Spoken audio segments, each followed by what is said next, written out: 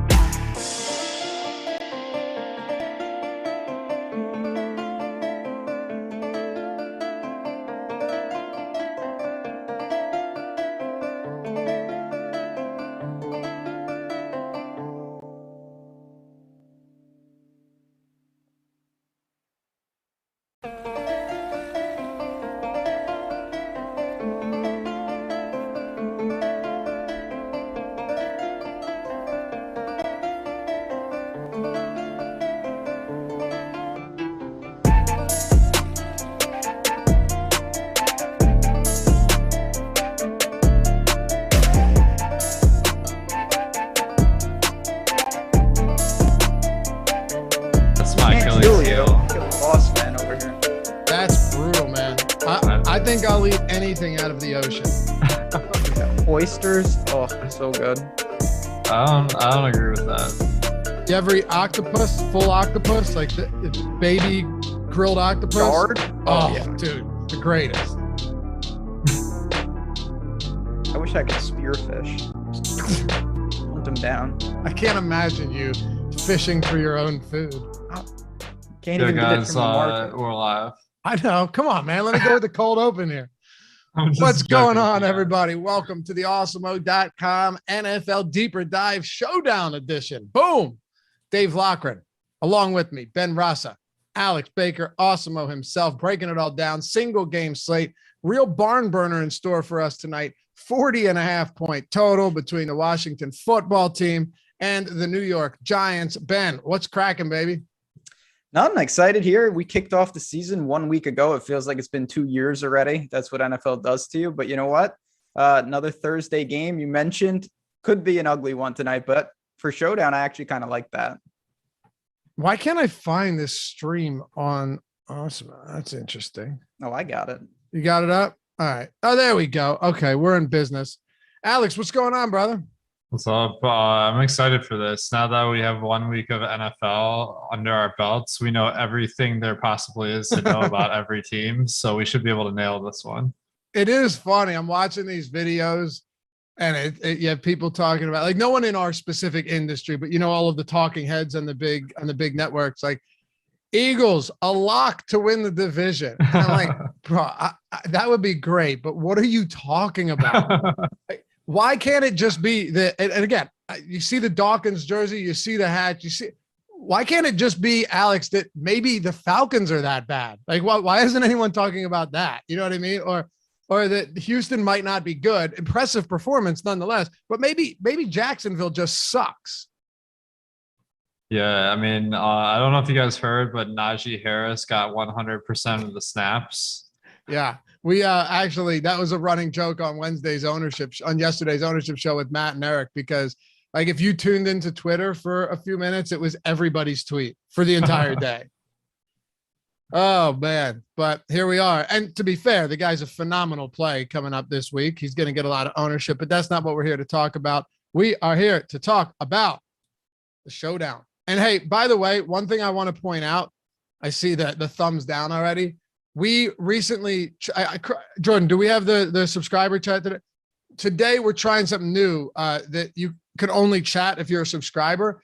This is not to rid ourselves of trolls. I welcome the trolls. I like when people say mean things.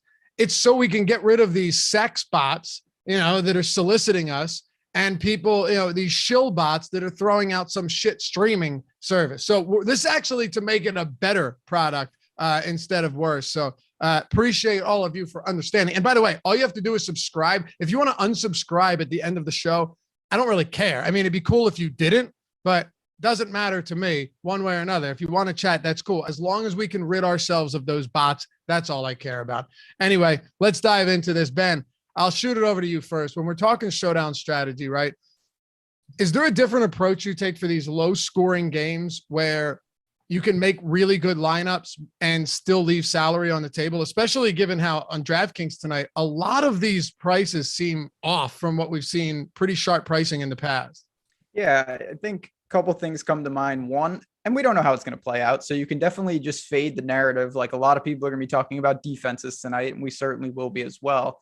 But I think the main thing is, if the game is really ugly, there will just be less points cumulative to go around. And that does boost things like kickers and peripheral guys, just because you don't need that big of stat line to actually work your way into the optimal. You know, we saw that game with Dallas and Tampa. There were guys that put up huge numbers and they were not in the optimal lineup. And it's just a product of so many points to go around. I don't think we see that tonight. So that is one difference that I'm kind of exploring when I build tonight.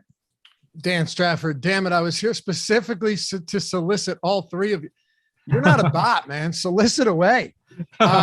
Alex, what about you when it comes to these type of slates or these type of games? It's certainly a different, like, this is so much different than what we talked about with Baltimore and the Raiders, where it was tough to build a good lineup because you had Lamar and Darren Waller, right?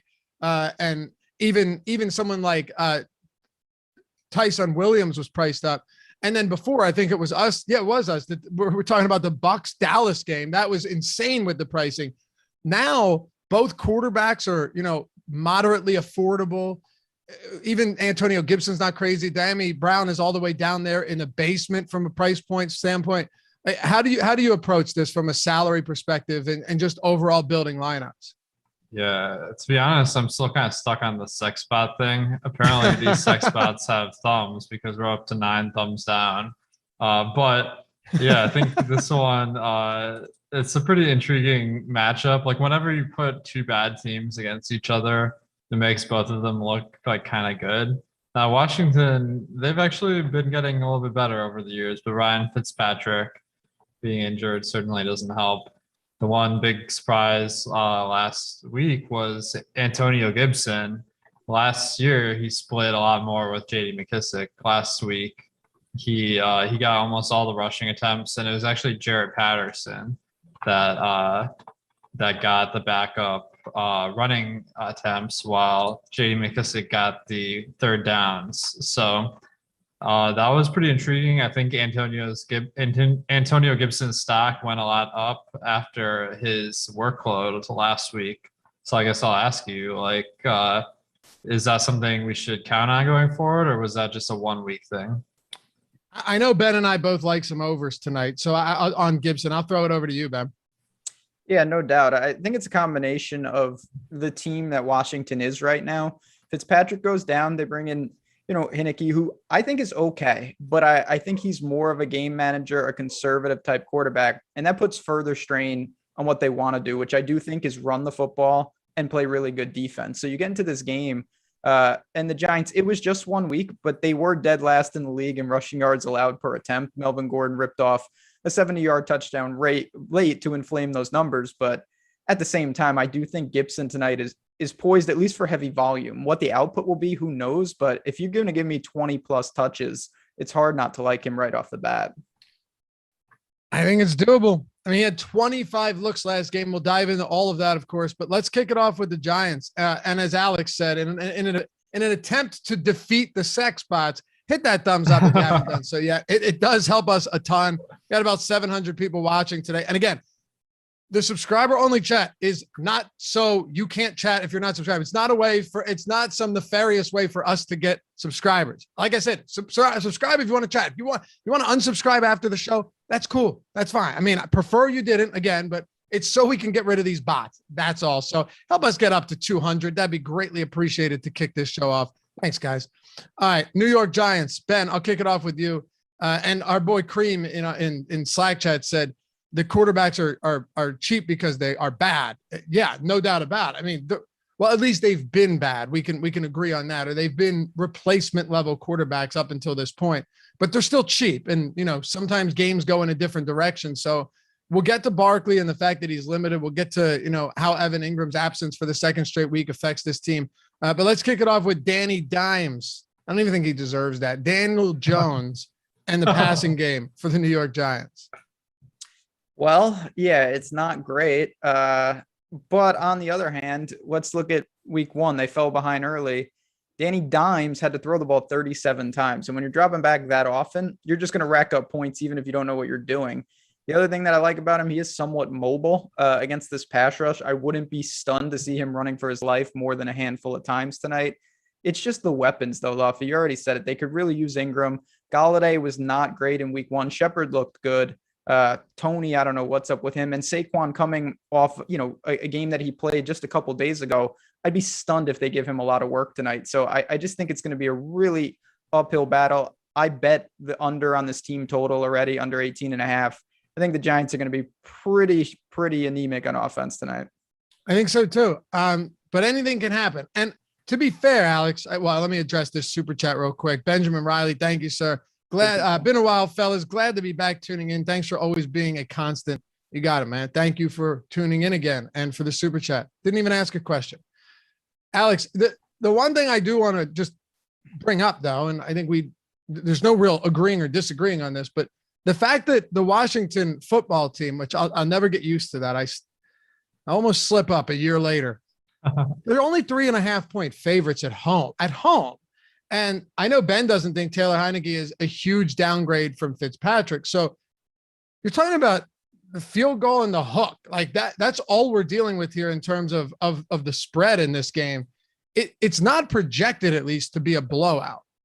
Yeah, definitely. I mean, both teams are projected to do like kind of mediocre. So definitely more surprising that Washington football team isn't a bigger favorite here. I think that the Giants have a really tough matchup because they're known for having a really weak offensive line, while Washington's pass rush is one of the better ones in the league. So I can see this going pretty poorly for the Giants. And then you throw on top of that Saquon Barkley, probably playing like half the game. And I think this one could get away from the Giants. On the other hand, Washington is without their starting QB, so that is a major blow. Even if Taylor Heineke is like a good player individually, like just not having as many practice reps and stuff, that can't help. What do you think of Barkley in this spot? Like how much, what are you projecting him for? Obviously you have the projections up at Awesemo.com. We have ownership, boom, bust, all of that stuff. He was 10 carries for 26 yards, 1 reception on 3 targets for 1 yard in week 1 against Denver. But I don't think we should be ignoring the fact either, Alex, that he is he's on 3 days rest. I mean, they played on Sunday. Now coming off a torn ACL, already limited last week, he has to play Thursday night. Yeah, that's the big question mark is like, how much is Barkley going to play? Like we got a report that he will be active for the game. So there's no doubt of that. He played, in the last game, he played 29 of 61 snaps, which was just short of 50%. Now of the rushing attempts, he got 10 out of 16. So that was a good percentage, but if the Giants actually get up in this one, will that stay at 10 or will that scale up as the Giants run the ball more? That's the big question. I'm kind of inclined to think that he might be fixed at a certain number of touches. Yeah, Ben, I guess that's my assumption too. And it doesn't help that the matchup sucks. So how do you level with Saquon Barkley today, especially given that in terms of pricing, he is the highest priced skill position player on the slate? Yeah, it's tricky. I mean, I don't know. And, we just had a friend of the show, Steven was asking about Gallaudet in the same vein about him coming off the short rest. And I get it. I feel like Saquon is almost in a different category, though. He is the franchise. He's a running back. I think it's easier to supplement some of those carries behind him, whereas they're already thin at receiver. They've got to kind of deploy what they can deploy. But I worry about Saquon in the sense that, as you were talking about it, it's not just the volume issue. It's also not a great matchup. So you need him to be wildly efficient against a very tough team. And if the game gets even remotely out of hand, or their plan is just to really, bring him along slowly, I don't think he even gets to 10 carries tonight. I know he had 10 in week 1. I think it could be less than that here. Me too. But I also wonder, Ben, I'm not going to lie. If he gets off to a hot start, which is tough in this matchup, I'm really not going to be shocked if Saquon Barkley if he looks good and is kind of unaffected by this. They're 0-1 and both of these teams need a win. And I'm not saying either of them is going to the Super Bowl. And I think Washington, to the Washington fans, is highly overrated, or it maybe was until last week. But what if he gets off to an early start? Could you see a scenario where his workload actually does increase in the event that he looks good and healthy and explosive? Honestly, no. I really can. Can anything happen? Of course. Maybe they let him go. It just seems from what I've heard, and maybe I'm reading too much into it, that even Saquon himself was saying this is not an ideal situation. A Thursday game is tough for any player, and it's only week 2. They're definitely taking – look at Odell on the Browns. They're keeping him. It's very conservative with these big time players, and I get it. I don't think that they're going to let Saquon touch the ball 20 times, no matter what happens tonight. Matthew Stanley, damn, Lofty, 3 shows today. I'm sure some bourbon's in your future. Bought some Jack. I had enough time in between shows to buy some Jack to this afternoon. So that's a win. Kenny Gallaudet, Sterling Shepard, Darius Slayton, Kyle Rudolph. That's what we're dealing with in New York, Alex. And even if you like a Washington onslaught, you still have to look towards New York in some capacity. And I think there's always this assumption that, hey, just because a defense is really good, that the other team won't score any points. Like they're going to be completely shut out, completely blanked and get no yards. That's just not how football works, even though New York's offensive line could really struggle against Chase Young and company. I understand all of that. But there will be yards somewhere. There will be receptions and probably a touchdown or two somewhere. Where do we want to look for that? Yeah, so it is a little bit tough to find who to play here. But Sterling Shepard obviously had a fantastic game last week. He's a good option. Kenny Gallaudet and Slayton, like those are really the only three good options on the team, I would say, that we just feel really confident in their workloads. And then if we're being bearish on Saquon Barkley, I think Devontae Booker will be the direct beneficiary. So if we kind of have Saquon Barkley pegged as someone who's going to get like 10 to 15 touches, if the Giants get up big in this one and they run the ball 30 times, you could see Devontae Booker have a huge workload. So I think that's something that may not be fully encapsulated in just looking at projections. Man, could you see so you could actually see if this a spot, and Ben kind of alluded to this as well, that he doesn't think there's any real possibility that Joe Judge gives Barkley that work, that Devontae Booker really does get a lot of opportunities today? Well, he's the guy that would get them. No doubt. Yeah. Gary Brightwell is the other running back that's played last week, but he's more of a third down kind of receiving back from what I understand. So Devontae Booker could be an intriguing guy to target that isn't a very sexy pick. And he played only 5 fewer snaps than Barkley last week. By the way, is our snap and snap count and percentage tool is live over at awesemo.com, I believe.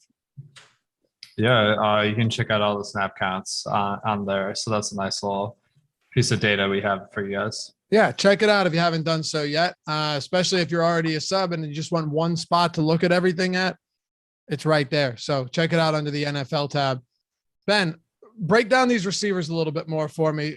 And let's get into the weeds with the guys we're working with here. Like I said, there still needs to be scoring or at least yardage totals somewhere, and you can't just play a lineup full of 6 Washington players anyway. Who do you look towards here? And is Rudolph – it's just Matt talked about it this morning. Rudolph's a good red zone target, but in between the 20s, I feel like you get nothing from him ever. Yeah, I mean, it's hard to argue with that. I will say, though, 5 targets in week 1, it did look like Daniel Jones was more than willing to have him incorporated into this passing attack. Shepard's the guy that clearly had the big game. Now, will people see that and chase it? I think a little bit. You still have Slayton as kind of that home run guy. Gallaudet, I don't really know what to do with him. He did have 6 targets, just couldn't really materialize anything serious. But I feel like unlike the running game, no matter what with the Giants, unless maybe they are very effective and they get out ahead, but I could see this passing game having some real volume here, even in losses. They may have no choice. And this is one, even though these guys aren't in the best spot, Washington's secondary is not great. I think Jones's volume will keep them relevant. So I don't mind a flyer on like a Slayton as a home run type play. Yeah, me neither. And I mean, Alex, you look at last week, I know there's some concerns about Gallaudet, but he did play 85% of snaps. He was running routes on mostly every drop back, and Sterling Shepard played 95% of snaps. He was clearly the alpha in that offense, but like, I don't think the one thing that I think is, excuse me, one thing I think would be a mistake to overlook, and maybe not tonight, but just in general, is that people forget that Kenny Gallaudet was really good and is really good when healthy. And he's someone that doesn't need to create a lot of separation. Like he averaged 0.9 yards of separation in week 1, which is odd on the surface, but the guy's great at coming down with contested catches. He makes big plays. So if he gets back to full strength, Kenny Gallaudet would not be surprise me at all, of course, outside, but if he becomes the alpha receiver in New York over time. Definitely. I mean, that's why they signed him. It did seem like the NFL market in general was kind of down on Gallaudet based on a lack of interest from teams. The other thing that's kind of making me lean a little bit more towards Shepard in this matchup is just the pass rush from Washington being strong. Good point. So maybe they have to get the ball out quicker, and Gallaudet is like a deeper threat. but this is DFS, so we have to play guys that maybe don't have all the factors going for them. And Gallaudet seems like a good home run hitter. Yeah, you're right. It's both. And I definitely worry about that pass rush, which is why I think Washington defense, Ben, is, and I'm not telling any secrets here, but Washington defense becomes pretty interesting given that, Daniel Jones threw one more touchdown than interception last year and is somebody that is absolutely going to be put in positions to make bad decisions, even though Washington was only able to pressure Justin Herbert at a 12% clip, lowest in the league last week. This is a very different situation against this New York offensive line. Yeah, this line, Chad already said this, and I agree. This is down there in the Falcons territory. They can't protect anybody. I worry about that, but you do have to kind of say, okay, where can we incur some risk that I can live for? And certainly Washington's defense is going to be in play. The only question, though, and it's a valid one, everyone clearly sees it. How popular are they going to be? Sometimes in these showdown slates, defense, even at captain, which I think would be more a mistake than not, you want to be careful with that because the Giants still can have some success. Yes, Daniel Jones turns the ball over a lot, but I feel like sometimes defenses get blown out of proportion and you can be a pretty lucrative fade at times. Yeah, I think so too. Sticking with you, Ben, to close out this Giants team, any thoughts here on the kicker situation? Because it is projected to be a low scoring game. There may be a scenario where we could see a kicker actually being in the optimal lineup today. And you mentioned Tony. I'll just say this much. Kadarius Toney was on the field for, I think it was 4 snaps. Not great. No, and he was targeted on 2 of them. So, that's cool. Maybe he takes a bubble screen to the house. It's possible. We've seen it happen before. We saw Zay Jones on the last play of the game just on Monday, right? Weird shit happens in these games, but anybody else you want to hit on for the Giants that could pop off tonight? I will say the one positive about Tony is he's an extreme, explosive type of player. Right. I just don't know if he's ready. Missed a lot of camp. The other thing I do want to point out, particularly with the kickers, it is nasty in Washington right now. Really bad weather there. So, that's not ideal kicking situation. We'll have to monitor that. But I do think if the game, if it's in the rain and it is sloppy, that's just another data point that makes me lean kind of against the guy like Gano tonight. Alex, anybody else you want to talk about for the Giants? I think some dart throws. I don't really recommend playing dart throws, but if you were maybe Caden Smith, who saw the field a decent amount at the tight end position, but I think it might be digging too deep. All right. Boom. 250 likes. Thanks, guys. Love you all. Appreciate you hanging out with us. As always, you make it possible for us to do this. And subscribe to the channel. Oh, wait, you have to. No, I'm just kidding. Subscribe to the channel if you like this content. And last time, for anyone that's joining, because we got almost 1,200 people watching, the only reason that chat is sub only right now is specifically to limit the bots. No soliciting sexual acts to Ben Rasa here on the show anymore. It's become an epidemic on our shows. And yeah, what can you do? You're having fever dreams over them. Times are tough. And just to be clear, I always think people may not know this. When we're saying subscribe, we're talking about with YouTube. It is completely free. All you got to do is press that button and you are in. So costs you nothing. And as you said, we hope you'd stick around. But if not, just click unsubscribe and no harm, no foul. That'd be hilarious if we could set something up where unless you bought a subscription at Awesemo, you couldn't chat on YouTube. I feel like people hear the word subscription and they're thinking, oh, right. I got to fork over my social and this. And that. No, you just got to press a button. No one panic. We got you. You're right. You're right.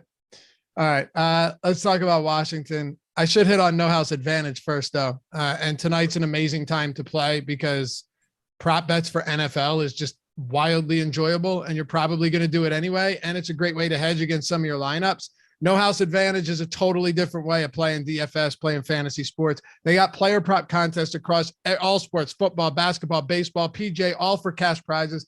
100% peer-to-peer, levels the playing field, so it's easier to win compared to these traditional DFS sites. Now, here's the cool part. You have 500 player props, making them the largest provider of player props in the industry. And all new users, if you use the promo code Awesemo, get a deposit bonus of $25 when you sign up and deposit using the promo code Awesemo. But this is what I like. The lines stay the same. Unlike all these other places, they stay the same. They go stale, right? They are static, as Ben would say. So if you're looking at other books, you can make good comparisons here and you can find the best spots to hit. And a lot of people be like, yeah, but everyone's going to do that. Don't give the field as much credit. Don't give them that much credit. You will find an edge there, an advantage there. We've talked about it many times, and it works not all the time. But also we have tools entirely for free, Alex, that you build out and everyone build it over at awesemo.com, totally free. No House Advantage optimal lineups tool and the prop projection tool. So take them, use them in conjunction with everything you're doing at No House Advantage. Use the promo code Awesemo and win some money. I mean, honestly, even if you're looking to go take that money and dip your toes in the water of these big boy prize pools with $1 million up top or 200K up top, build your bankroll somewhere. This is one of the best spots to do it. No House Advantage, and really just keep playing there if you're winning, which I think you will. No House Advantage, download it in the App Store. You can go to nohouseadvantage.com as well, or go to Google Play. Use that promo code Awesemo. All right, boom. Let's talk about Washington, Alex. The football team. You've got Taylor Heineke and no Ryan Fitzpatrick out at least 8 weeks, not going through surgery. I really just want to talk about Antonio Gibson, but I need your take on Taylor Heineke first. Well, yeah, I mean, Taylor Heineke, I think everyone kind of first knew who he was when he had that huge playoff game. So I think people have in the back of their heads, like, okay, this guy is pretty good. And I don't think there's any reason to like doubt that, but he hasn't had much success outside of that game, as far as I know. So it's a pretty small sample. I'm not super like bullish or bearish on Heineke, but since the showdown, I mean, the quarterbacks are pretty much the safest commodities, so I'll be having a good amount. So if you have AirPods, do you guys have iPhones? Yeah. If you have AirPods in, you can have them read your text to you if your screen is off. And I have it in like this female Australian accent. So when you start hearing text threads, it's doing a show. It's very, very, very frustrating and distracting. So turning my phone off here so people stop talking to me as an Aussie. Cody Haney, welcome to Team Awesemo. TF, welcome to Team Awesemo as well. That one you do, I think it's like $2.99. So full disclosure, you don't have to do that to chat, but welcome guys. Glad to have you here. Those badges look sexy on you. Ben, Taylor Heineke, and let's jump into the passing game as well while we're on the subject. Yeah, I think we still are kind of, in the discovery phase with this guy, but he's shown some flashes. He is a little mobile, which I think could be utilized tonight. But I think the key is, again, I don't think they want him dropping back 30 times. If that's the case, the Giants are going to win the game. So I look at the situation. He just screams game manager, don't do anything stupid, lean on the running backs, don't take shots. I don't know if that's the best play, but again, he is a quarterback. So of course he's relevant, but I don't think this is a guy with extreme upside most slates. Thank you for the super chat, TF. He says, is John Rahm playing today? I don't know. That's up to Ben. Is he just horrible or something? He's got the flu, but he gave it a go. So he's got COVID again? Yeah, third time's a charm for Rahm, probably. You got to give credit to the guy. He just powers through it. He don't care. He's Rambo. Right? Also, and TF, I don't know if this is serious or not. Also, does an Awesemo subscription give access to the sub chat here, or is it separate? He knows. I just do your guys' showdown subscription. Love you guys. Love you too, man. Thank you. I don't know if that's serious or not. No, just subscribe to the channel for free if you want to chat. No, there's none of that. None of that. Totally free. 100%. Ben, Terry McLaurin, he's up there in price, but it's not really insane. I think he'll see a decent amount of Bradbury, but I don't expect any shadow coverage.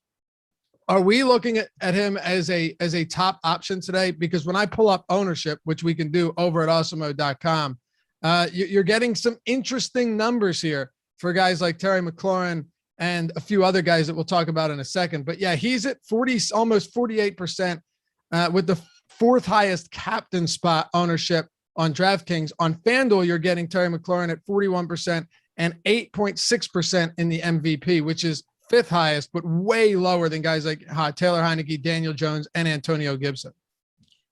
I mean, listen, McLaurin's a great player, but at the same time, and I'm not saying he's going to get shadowed, I really respect, and I know you do too, Laffy. Bradbury is a phenomenal corner. I do think he can cause some problems. I think you combine that with the potential volume, one of my props that I bet today was under 5.5 receptions for McLaurin. I think he can be held in check. There's other guys on the outside. They have a very, very good tight end. And again, I don't know how prevalent the passing attack will be. So seeing the ownership that high, he's a great player. I get it. You can, of course, go to him. But I think they could really, work around him. And then I know you want to talk about Tsunami Brown, who certainly really good price point and has a lot of opportunity tonight. What about you, Alex? Yeah, I kind of like that under 5.5 for McLaurin. The passing volume is a big question mark here, as Ben was pointing out.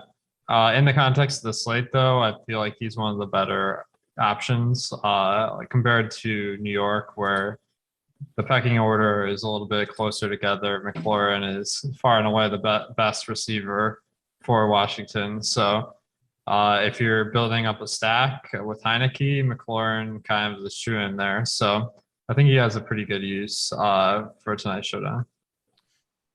All right. Is it time to talk about Tsunami Brown, Alex? Because I understand he wasn't good last game. And by not good, he literally finished with negative yards. Okay. I mean, that's underwhelming to say the least. But I think if you look beneath the surface, he played 93% of snaps, ran routes on 92% of dropbacks. So the opportunity was there in the sense that he could have caught passes. He just wasn't targeted, but he actually saw as many targets as Terry McLaurin, and only Antonio Gibson, a running back, saw more targets than those guys on the game. So if you ignore the yardage and the reception total, which is ugly, you look at everything else, he was like actually a pretty big part of the offense, if that makes sense. Yeah, totally. He was targeted on 4 out of 28 routes, which equals 14%. Now the average mark for a wide receiver is around like 16 or 17. So really, we didn't learn anything from that one game of how many targets he's going to get. But it was a decent amount, and his playing time is really high. So I kind of like the fact that he had a bad game last week, because now maybe a lot of people who are just building on the draft screen are just not even going to know he played a lot last week and completely overlook him. Ben Jackson Hughes says, Loppy, stop trying to stroke everyone that works with you so hard, and maybe people will stay. Did you know that the #1 ranked DFS player in the world, Alex Baker, Awesemo himself, created all of the tools over at Awesemo.com? I am aware of that. It's true. Won a lot of money using that. And if you use the promo code, well, actually, we don't have one. If you go to Awesemo.com/join, you can get access to everything, whether it's weekly, express weekly, full month, all sports, one sport. Make a real investment out of it. Go for the year. It doesn't matter whether you're a novice, whether you're serious, a pro, a hobbyist. We got you covered. Anything you want. Ownership, player projections, top stack tool, boom, bust tool, lineup builder, fantasy cruncher add-on, all of the projections, all of the premium articles, you name it. Sports betting, everything at Awesemo.com. Oh, no, there is a promo code. I'm dumb. Get 25% off your first week of Awesemo Plus Platinum. Use the promo code. Is it Showdown D? Showdown DD, like deep. Why? Why do we do this? That's going to give you Use the promo code NFL Showdown DD T914. Come on. NFL Showdown DD. NFL Showdown DD, all one word, gets you 25% off your first week of Awesemo Plus Platinum. That's actually a pretty sick deal. So thank you, Jordan. I did not know that existed. So thank you. Check it out. Awesemo.com/promos. Just click a button. You win. All right, Ben, what are your thoughts on Brown at his price point? I like it. And I think week 2 is classic overreaction because we only have one data point and everyone just looks, oh my God, this guy's going to have a huge year. This guy's non-existent. It happens with these guys, especially the rookie.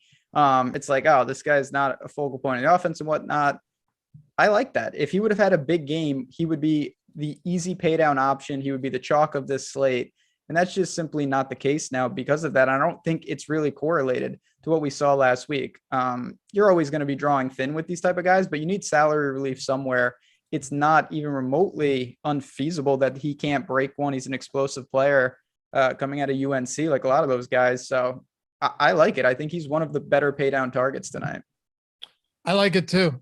I was telling you, there were some props I saw over 2.5 receptions. I thought that was kind of interesting, but I couldn't get him any. I couldn't By the time I went back and looked, they were gone. I don't know if they were pulled off the board or I saw them somewhere and forgot where, but they were up there somewhere. What about McKissick, Alex? He played 35% of snaps and only ran 4 routes. Like he was just straight a pass blocker last game, which was crazy. Yeah, that is pretty surprising. So I think that would be maybe a reason why we might buy into McKissick. I have on my sheet here, he ran 10 routes on, so they had 30 pass plays. So he was out there a decent amount. He didn't get targeted though. So I think that what I learned from game 1 is that he's not going to have as big a role as last year, but he will be out there like on third downs at least, and in Showdown that has a little bit of value. Ben, McKissick, I'm waiting to get to, I'm just slow playing this one into Antonio Gibson because we got so much on this guy. What about McKissick for you? Yeah, he's another guy that, you know, although the stat line really was non-existent, he had opportunities on third down. And I think that ultimately it's good to see Gibson getting some of that, but I still think McKissick has a role on this team. And as Chad was pointing out, even though, you know, right now we have the ownership on a guy like Tsunami Brown just north of 20% and McKissick's around 15%. If you want to shave off some of that ownership and go to McKissick, I don't mind that. All these guys for Washington, these secondary options, I think are firmly in play today. Thanks for the super chat. TF says, we want Josh Englishman. We want Josh. Oh, I get it. I didn't know what that meant at first. Josh Engelman. It's better than calling him a Chinese spy, right? Where's that guy been? He certainly didn't hit the subscribe button. He's not in here. Ben, Antonio Gibson. And we'll get to a couple others after Gibson, but he saw 20 carries last game, 5 targets, targeted 5 times to McKissick's 1, only 18 yards receiving, but you know, not the best matchup. He did fumble twice and lost one of them. So that's something to keep an eye out for, but there's no real threat behind him to begin with. It's hard not to look at him and just assume that he's going to have a voluminous role today in this backfield. No doubt. I think the game sets up for that. They're slight favorites at home. He already had a big workload in week 1. I don't see why, when you have a backup quarterback in there, they'd want to do anything else besides lean on this guy. He's talented. He can catch the ball a little. He's certainly going to be the workhorse, even though, yeah, you know, Patterson, the rookie, looked pretty good, but I don't think he's going to cut in any meaningful way. So most popular guy in the slate, but I think it's for good reason. Okay. I do too. How much of him do you have in the captain, or do you think you'll get in the captain spot, Alex, from Antonio Gibson? So I don't think it's a stretch to say that Gibson's probably the top captain of the day on DraftKings. Sure. On our top Showdown single play game plays tool, we have him at 21% chance of being the highest scorer, which leads the slate and is higher than a couple of guys priced above him. So he's not even a bad value. So I think he's a really solid person that you can just plug and play in pretty much any lineup today. Yeah, it certainly feels like that.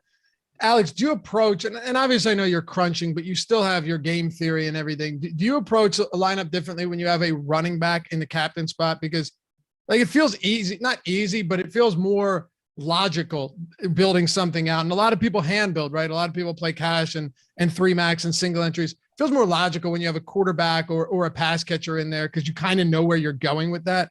But if you have a defense, which tonight isn't the most preposterous idea, or a running back in the captain spot, is there anything you're looking to do there? Any correlations, maybe playing the defense with them or whatever? Take it away. Yeah, that's the very difficult part about the running back compared to wide receiver or quarterback, where you kind of have a couple of plays that are kind of no-brainers when you have those guys. But if I have Gibson at captain, I think Heineke would be a decent play, just because like the running backs tend to do well when the team does well. So Heineke should have a pretty solid score. There's outside chance of a receiving touchdown for Gibson too. The defense, you're kind of betting against Giants doing well. Plus, I like the defense individually. Kicker is always a good part of a stack. No one loves picking the kickers, so I feel like they're always under-owned. And then if you want to make a Millie Maker play, I think you could get Jarrett Patterson in your Gibson captain lineup. He got the backup carries last week. So if it's a blowout, Gibson has a big game that leads to that. You could see him mop it up and maybe get some garbage time points. Yeah, no question. Ben, same thing to you, just to see if you guys have similar approaches on this. Cause I know it just like melts people's brains sometimes. Mine as well, if I'm making a lineup by hand, when I'm trying to make something that makes sense with a running back at captain. Yeah, I mean, naturally, I think Washington's defense is going to come pretty strongly correlated with him. But one thing and again, I want to stress, Millie Maker type mentality. I don't think it's crazy to run a giant stack with Gibson at the captain and just hope that for some reason, Washington just absolutely guts them. They get a couple turnovers, they punch it in with Gibson, or he has some big time runs. And then Daniel Jones is forced to really pass the ball a lot with a ton of Giants receivers. And you hope that Washington is really, really gearing down the whole game, leaning on Gibson. The Giants are furiously trying to play catch up. That's a thing that most people don't like to do. I feel like when they pick their captain, they like to link up the team because logically that team should do well, but you can kind of go counterintuitive and go Giants on onslaught with maybe just Gibson or Gibson and one other Washington player. Or Gibson and Washington defense. So I just built the lineup on my screen right now. It has Gibson and Washington defense and then a 4-man Giant stack on the run back. It's not crazy. I don't know if it's going to be popular. I'm assuming somewhat, but I'm not necessarily sure.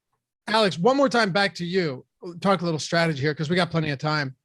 What are your thoughts on running like a 4-player Washington stack and then maybe 2 Giants receivers without Daniel Jones in hopes that, hey, the yardage and the receptions are there. They just don't punch it in. Yeah, that's intriguing. I think you'd be better off just going 5 Washington players in that scenario, because if you have 2 wide receivers that do decent, Daniel Jones has a decent chance of kind of boxing you out of a winning lineup there. So that would be a concern of mine. But one of my favorite strategies in Showdown, especially the very largest field tournaments, is stacking up one team, leaving a bunch of salary on the table, like going kicker and defense, maybe, and then getting a decent player from the other team. So Washington's obvious team to stack, and a receiver as the run back makes sense. Jack Goff, that's a great name. They don't call him Dr. Ben for nothing. You need to put that stethoscope on. That's been hung up for way too long. Oh, you mean wear it? I mean, not today. But well, that's not happening, so you don't have to worry. Go get the lab coat. Yeah, that's maybe induced after we win the showdown with the Gibson and then run back. We'll put that on. But yeah, I mean, I think it's all about if you're going to take a very popular and obvious captain, you immediately have to start thinking, okay, what are other people going to do in the scenario? How strongly correlated are other plays with Gibson? And then you kind of want to zig and zag. Are there a couple guys that really will separate you? So if he does go off, you're playing with a smaller pool of kind of people. And that's really the key to these showdowns, especially when you like one of the popular plays up top, like I know I do. What about Washington defense at captain? Yes, I know normally it's crazy. And outside of what was it? The Patriots? Was it the Patriots 2 years ago that every primetime game, their defense was in the optimal? Dumbest thing of all time. You remember that? You guys remember that, right? Oh yeah, man. I think I lost my shirt. You found a new one though. Yeah, well, there's been a lot of slates since then. Yeah, you won a couple shirts back. You can afford one, but they're getting. Hold on a second. This can't be right, is it? Washington football team on FanDuel has the 7th highest captain on it. Wow. Well, you can't pick them on FanDuel. No. I'm sorry. I'm dumb. I was on DraftKings, but it looked like the tab was on. Okay. It was on FanDuel. Yeah, I was going to say that doesn't make any sense, given that they're not there. But on DraftKings, they got the 7th highest captain spot ownership. I mean, that's pretty high for a defense, Alex. Definitely. I mean, Washington does have a good defense and a good fantasy defense because they rack up sacks. New York's offensive line, they gave up 50 sacks last year, And from what I understand, not much improvement this year. So there is a real way they can rack up a ton of points here. So I don't hate a defense of the captain. When everyone else is doing it though, like defense has a pretty low success rate of getting like 20 plus points. So that does really kind of diminish the appeal, which is why the top stacks is so useful. We have the football team has 6% ownership and a 3% chance of being the top scoring roster spot. So that seems like a bad gamble to me. By the way, live before lock coming up next, Eric Lindquist, Greg Ehrenberg. I think I got that right? Yeah, I think I do. And live after lock, you guys want to hang out, watch some football with some of the Awesemo team? We'd love to have you join us. 8:25 going live after lock. Everyone's coming on. You got Alex, you'll be there, right? You'll be popping in. Yeah, definitely. Steve Buzzard, the Colts, another phenomenal player. There I go stroking again. We got Eric Lindquist, Terry McBride, Jordan Vanek, Nolan will be there. I'm going to pop in for a minute. Should be fun. So we'll hang out. We'll watch an awful football game and sweat it together. But you know what, Ben, even though a game, and we don't know it's going to be bad, but even if a game is bad, even if it's bad, there's still money to be won. There's still good props. There's still good betting edges. I mean, it's all there. It just might not be quite as fun. I think it's more fun, but that's just I know you. Yeah, I love it. And yes, and I believe Lofty, that is on the Awesemo odds channel. Oh, is it? I believe it is. Let me just make sure here. And yeah, Rinpack, Jordan said, is coming. I'm just reading off a screen here, so take no offense. Oh, the Awesemo odds channel. Yeah, Ben, give it a plug. Yeah, no doubt about it. So if you guys haven't been over there, we have started that up. It is growing fast. It's been a blast. Me, the whole team, we're doing a ton of prop bets, breakdowns. Me and Eitan have a daily betting show. We'll be on tomorrow. So live after lock, you go over there. We hope you'll subscribe.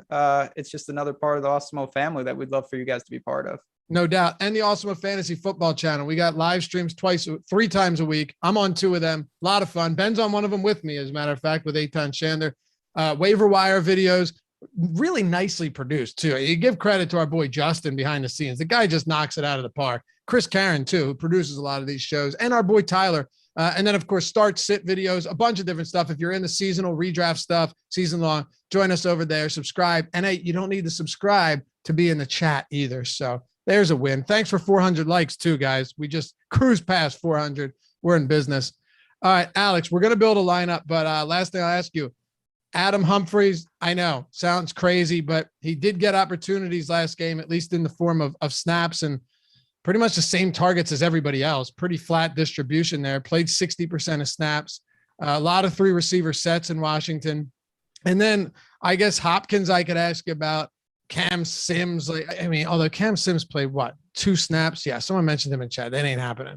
Anybody else you want to hit on for Washington? And then Ben, same to you. I don't think we hit on Logan Thomas either.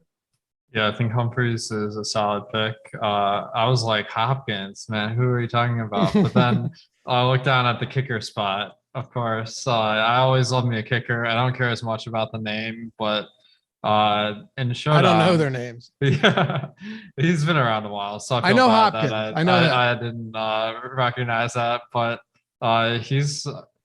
I mean, like the kickers are always good because they score independently of other players. Where like field goals tend to happen on a drive that goes about like 30 or 40 yards, so not a lot of fancy production. The kicker gets most of it, so that ends up being a pretty nice piece of a low-scoring game. So Hopkins would be one of my top players.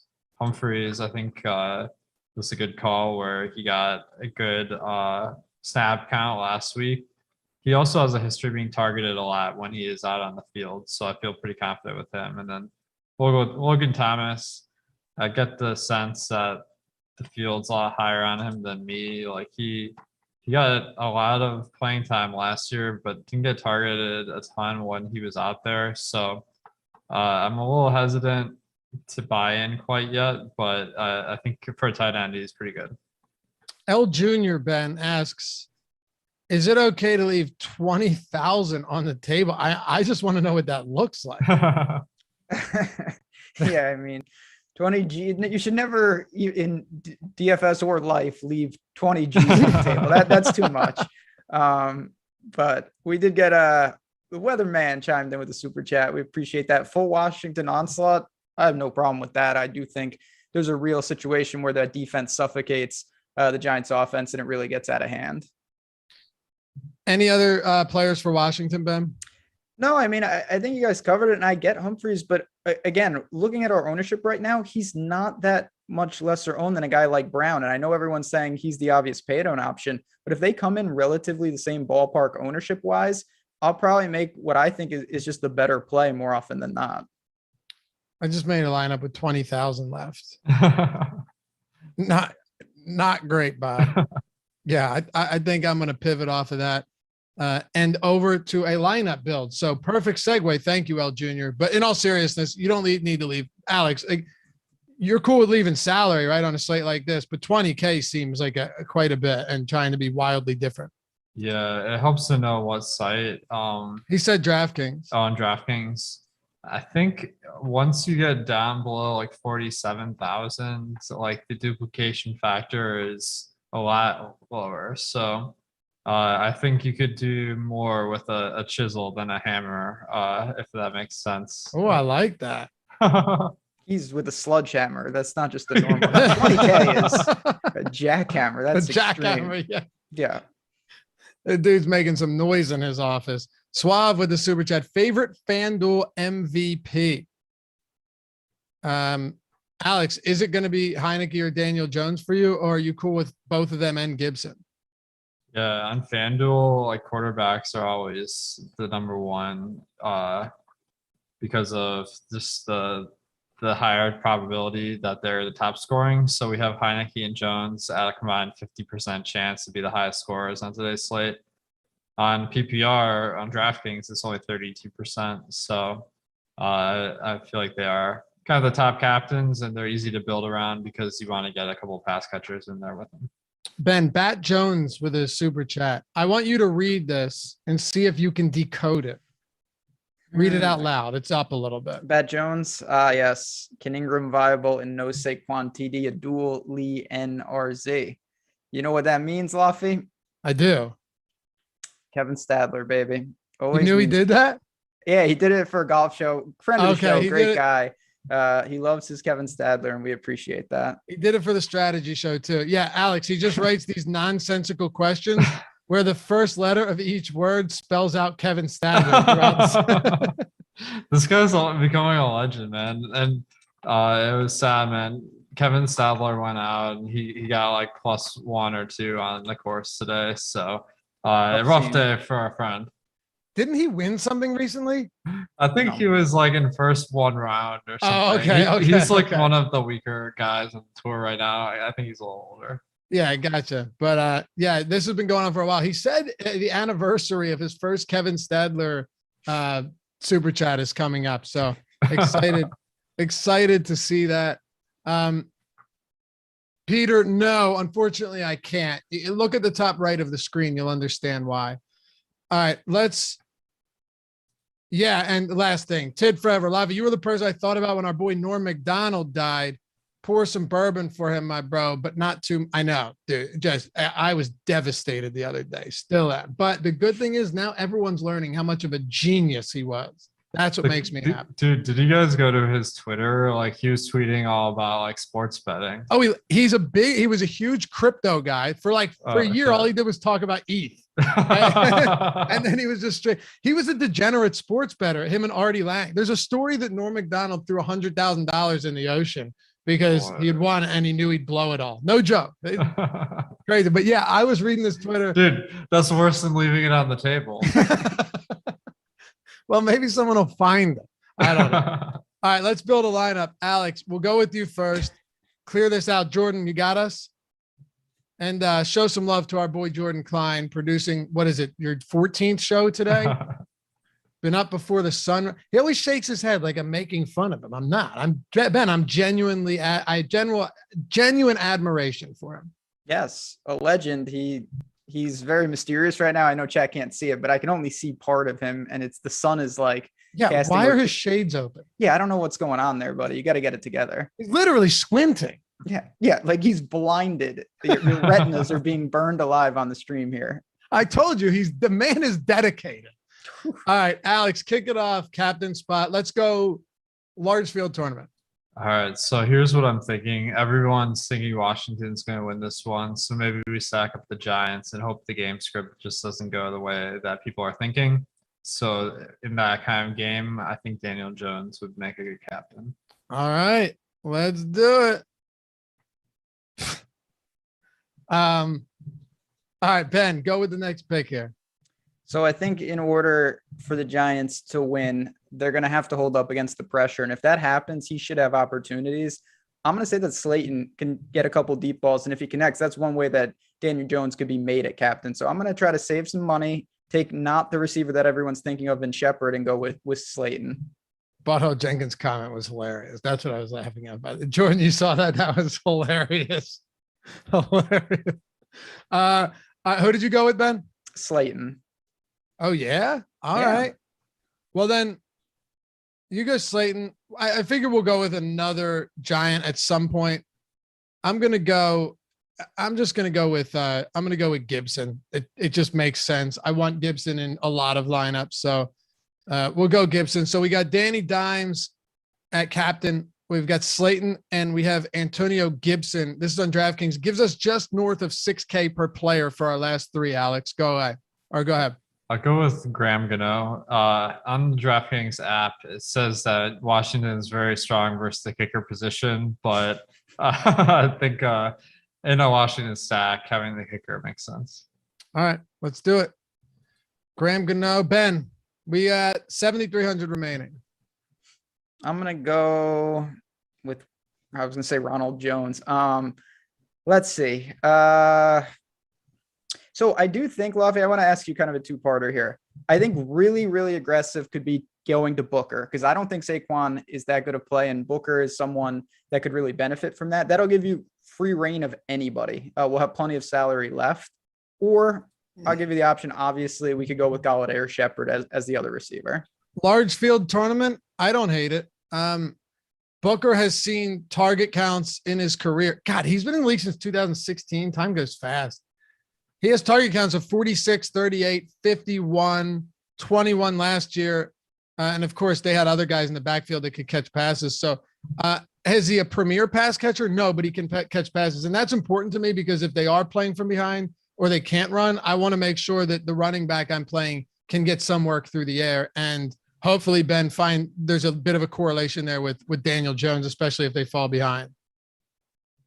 Yeah, I have no problem with that. All right. Let's go. That's pretty good, right? Yeah. Let's go. Last one. Dude, we have a lot. We have a lot to go. We have Jones, Gibson, Slayton, Gano, Booker. Oh God. So we're full out Giants onslaught here. Fine. Can't go Taylor Heineke. I mean, You could. no, but so then you just have Heineke and then Antonio Gibson is your only. You're all right with that? I think since he rushes, it's not as crazy as it would be for a different quarterback. All right, screw it. And he saw 5 targets. Like it's not impossible that they could link up. You're right. Okay. We'll throw Heineke in there. Again, this is more just like a thought or an exercise in what works and what doesn't work. So look, it's doable. If Booker gets the snaps and Saquon is severely limited, that could be the game changer on the slate for sure. Shall we close it out, fellas, with our top props and bets of the night? So my top prop tonight is for some reason the prop on Daniel Jones passing is like 240 today. He averaged 210 last year, and Washington's pass defense is pretty good. So I'm taking the under. I like it. And by the way, I forgot to mention no house advantage earlier. I do like Daniel Jones over a half an interception because at any other place, it's over half interceptions, juice like minus 180 to the over. So I think that's a nice spot there. The guy throws plenty of picks. He'll be under a lot of pressure. No house advantage. Use the promo code Awesemo.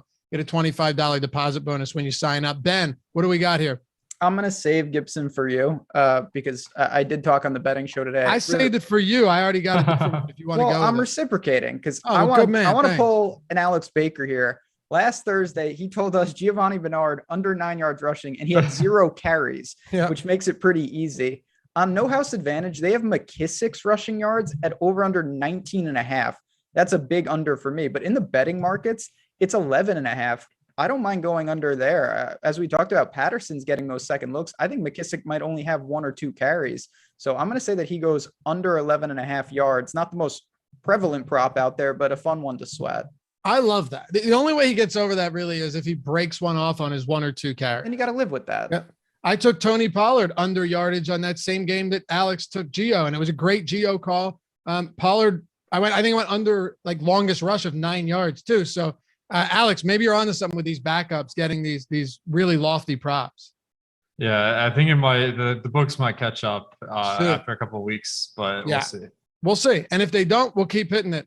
Last one before we get out of here. I will go with, where is it? Okay, here we go. I'll go Antonio Gibson over 15.5 attempts. I just think this is a good game script. It should, if it plays out the way I expect it to, he should get close to what he saw last week with 20. As Ben mentioned, McKissick only saw 1.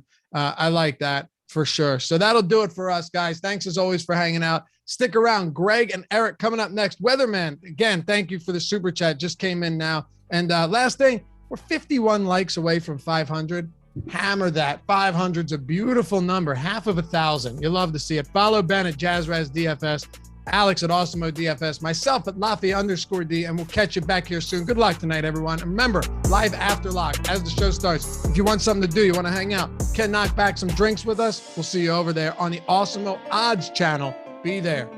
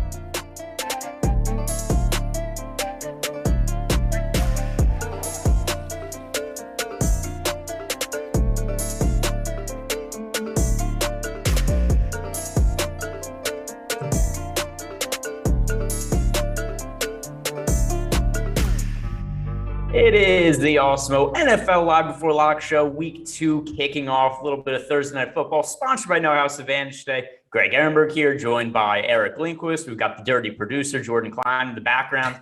So, but should I just put him on blast to start with? Yeah, put him on blast right out of the gate. Yeah. So, sure, by the way, this is Jordan absolutely does not want this information shared. He might just cut my mic off. But so early in the day, I'm doing a Yahoo show with Adam Kaufman. Jordan is producing, and at the start of the show, I get into Zoom, and his girlfriend was yelling out in the background for not cleaning up after himself. He left dishes in the sink, his clothes were everywhere, and I've been making fun of him for that for the entire day. So I thought this was information that should be made public. I'm sure Jordan disagrees. He's probably beside himself, and he's going to be sending me some angry texts later in the day.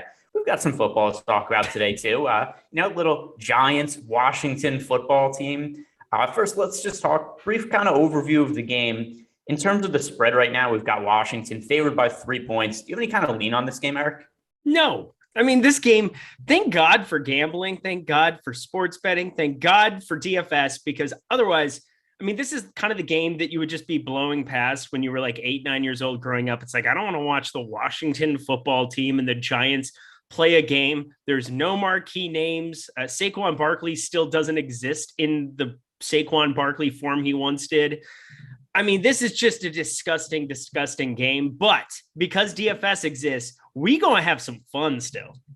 Yeah, and it's a game I do a bet on. I bet the Giants plus 4.5 when Ryan Fitzpatrick was ruled out a little bit earlier in the week. Do I feel good about it? Not necessarily, but it gives me a little more rooting interest in the game beyond my players. I think it's good enough value I got on it, but hard to feel really confident either side of this game. Other than I think it should be played, pretty low scoring as the total suggests. Should be fairly tight now that we've got that spread at 3 points. Something else I have to mention here. New little feature on the YouTube channel. I don't know if feature is the right word, but to leave comments in the YouTube chat, you have to be subscribed to the channel. The reason being, it's not because we dislike anybody who's just been popping in the chat or anything like that. We have had a little bit of issue with bots popping up, some porn bots in particular, not Slackbot or Nightbot or any of those friends of ours. But we've had some like random bots just pop up and spam the chat. So if you guys want to post in the YouTube chat, it takes 30 seconds to probably less than 30 seconds. You click one button, you're subscribed. Helps us out, helps the channel. Also, while you're there, like this video as well. But subscribing to the channel takes all 5 seconds to. We've lowered the ask time from 30 seconds to 5 seconds,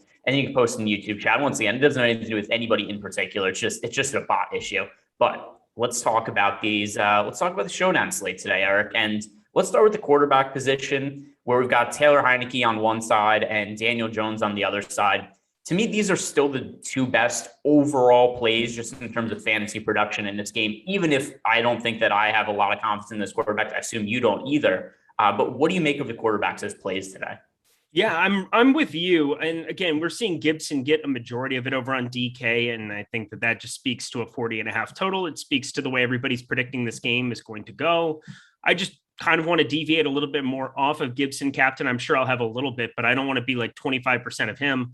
I'd rather just go to more Heineke, more Jones in this spot. I mean, quarterback is the most consistent position here. Both of them also have upside with their legs. I think there's backdoor touchdown equity for both of them at not necessarily the goal line, because I think Antonio Gibson definitely probably gets it from the Washington side. But the one thing we have seen in the 2 starts, we saw one regular season start back in 2018 for Taylor Heineke, but we specifically saw that playoff game, 6 rushes for 46 yards and a touchdown on the ground. So I like both quarterbacks. I think that, 20, 30 yards is definitely in the cards for both of them on the ground. And I think that makes them not just viable. I mean, of course, every quarterback's viable on Showdown, but I think that they become exponentially better captain plays compared to the rest of the ownership that's going elsewhere.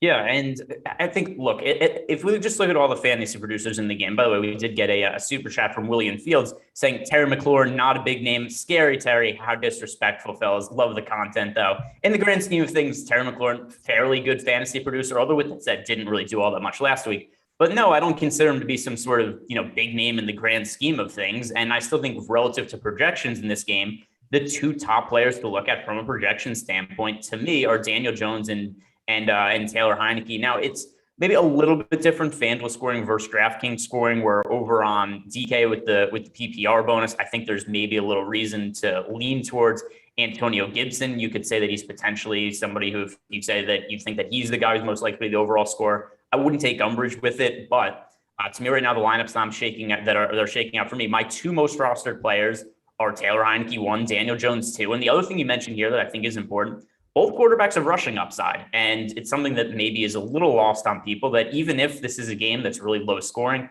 I wouldn't be surprised if both quarterbacks are able to rush for 20, 30 yards or so. So these are currently my 2 most rostered players. Does that seem reasonable to you? Yeah, they're my 2 highest rostered as well. We'll get into some other pieces around everybody else that they're going. I'm questioning everything about my lineups here after hearing Alex on the last show. That's kind of the problem with having the boss man go on the show before you.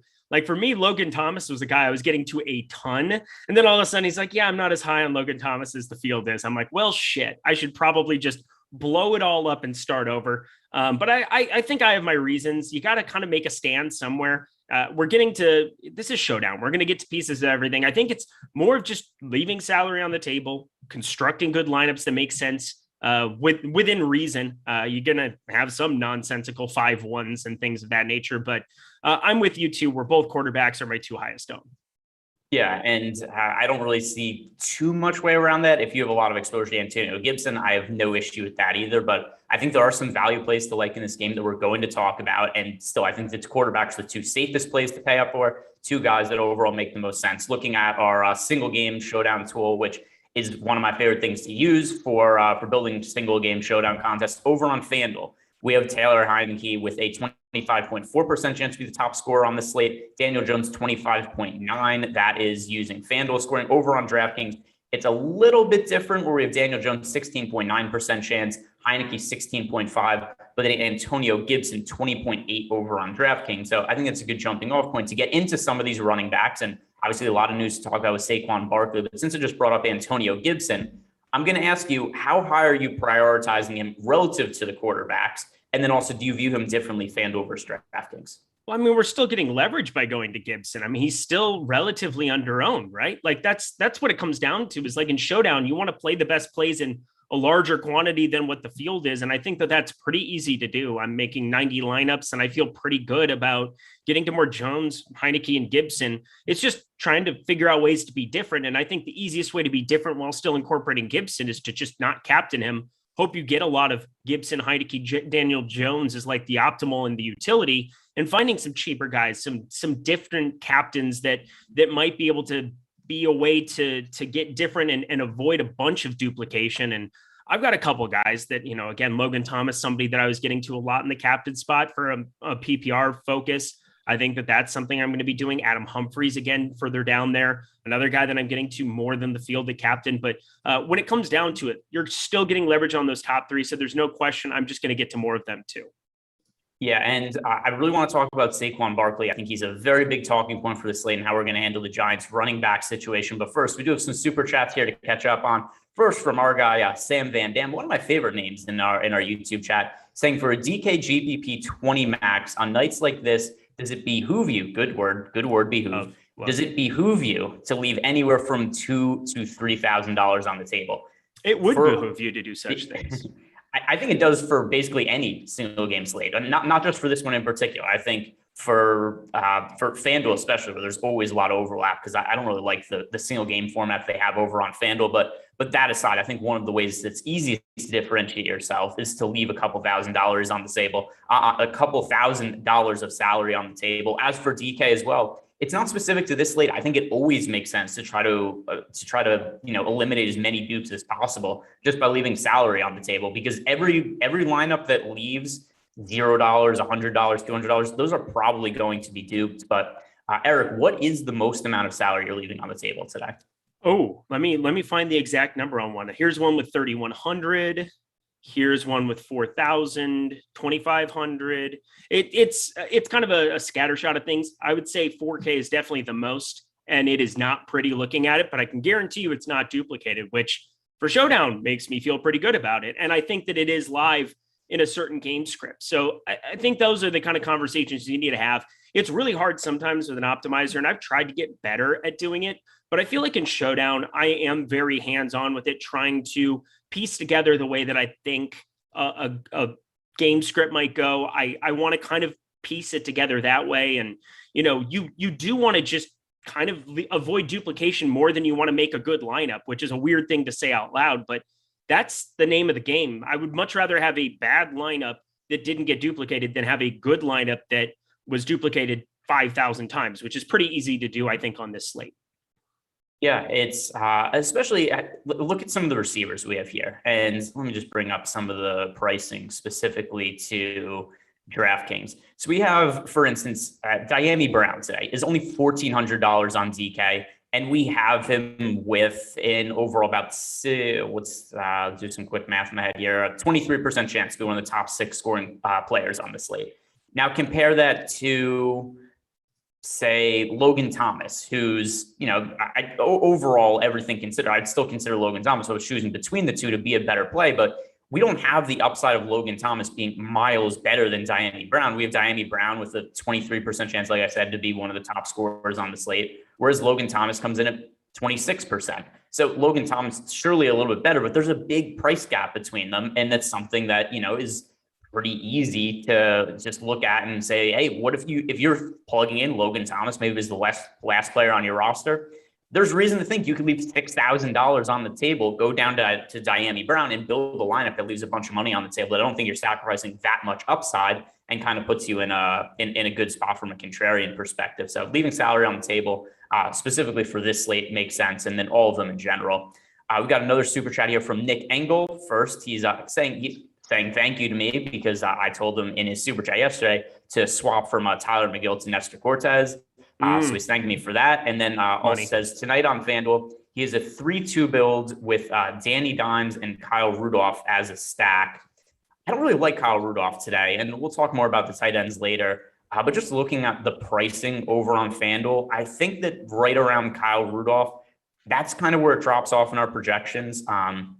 For cheap, I'd rather get to Adam Humphries. I'd rather get to Tsunami Brown. And at least in our current ownership projections, we're not expecting those guys to be massively more popular than Rudolph, even though we have much better projections for them. So Adam Humphries, who's actually $500 less expensive than Kyle Rudolph, we have him with a 12.3% projected ownership compared to 11.4% for Rudolph, but nearly 3x the odds of Adam Humphries landing in the optimal lineup over Kyle Rudolph. And then same with Tsunami Brown, who we projected for 17% ownership, but a 15% chance to land in the optimal lineup there. So I look at Rudolph compared to guys priced around him like Brown and Humphries, and I just don't think it's a particularly strong play on FanDuel.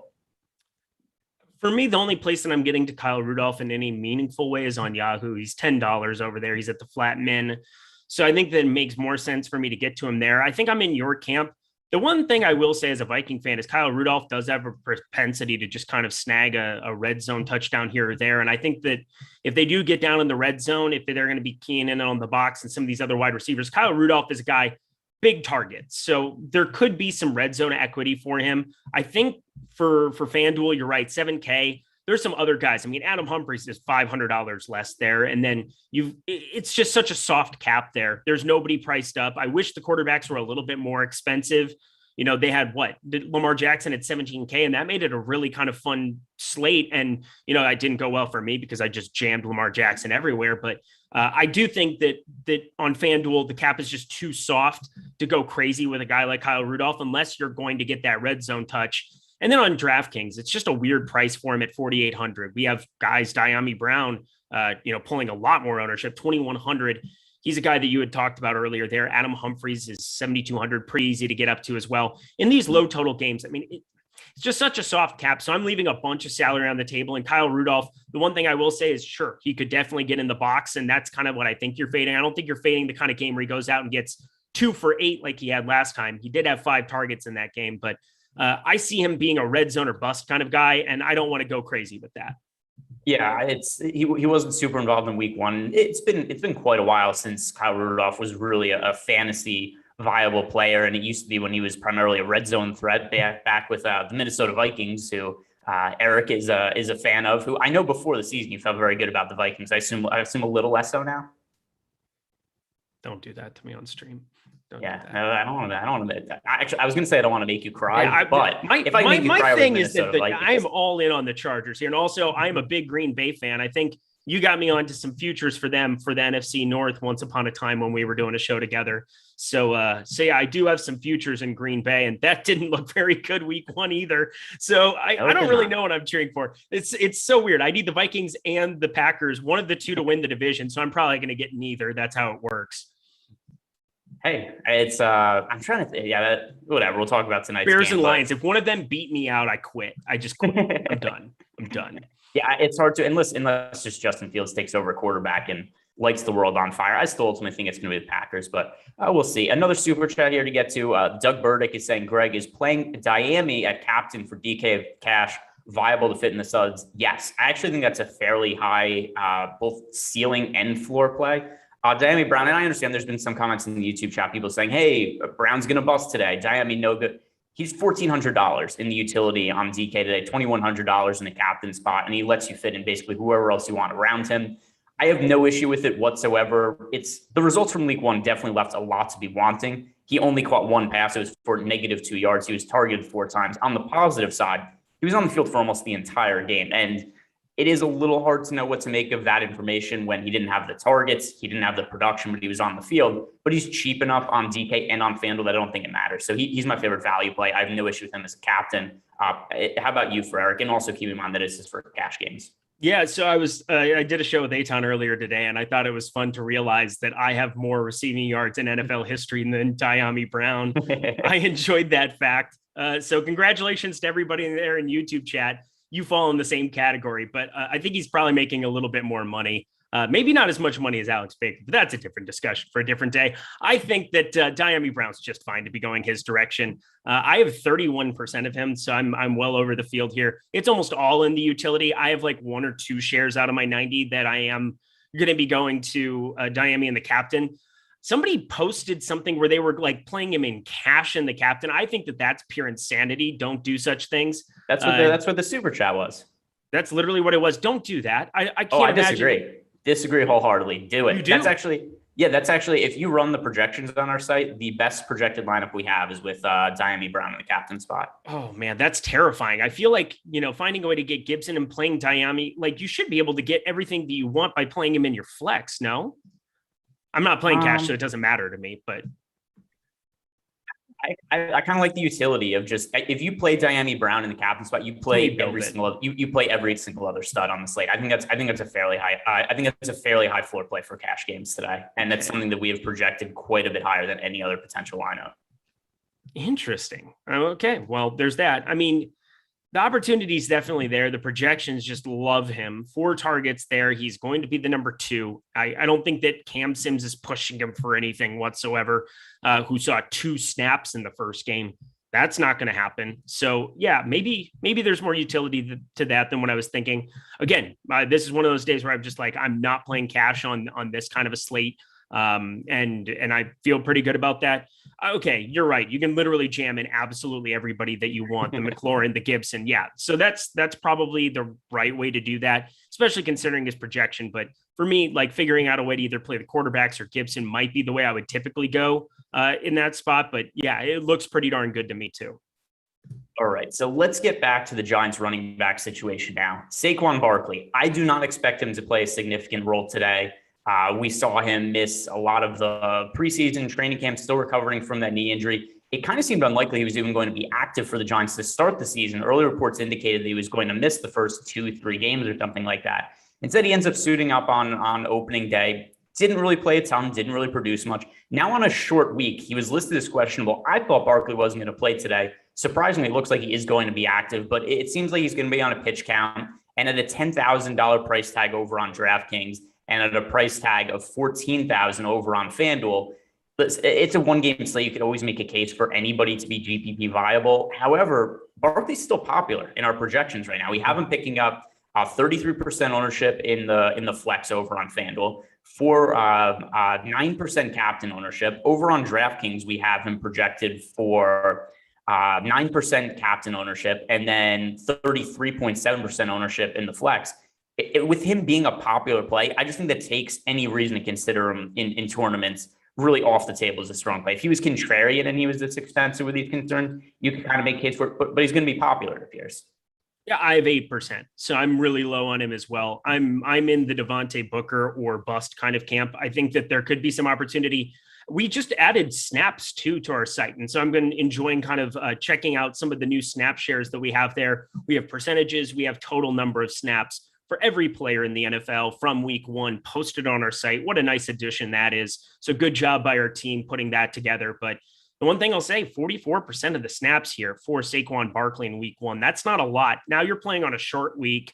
I can't imagine any logical coach that is going to throw out Saquon Barkley coming off of all of the injuries that he's had here, specifically this knee. Like, I just don't see a way that they're going to push him in any kind of way, shape, or form. One of the better bets that we had for a prop bet as well was the over on 38.5. And I found a nice middle. There was a 50.5 and a 49.5 that I saw on other sites. And so I kind of played the middle here, and I just jammed a little bit more on the under there. And I think that that's a nice way to play it. But yeah, I'm right there with you. I don't see any way that I get close to Saquon Barkley. And if he ends up burning me, he burns me. But I feel like he's the rake on this slate.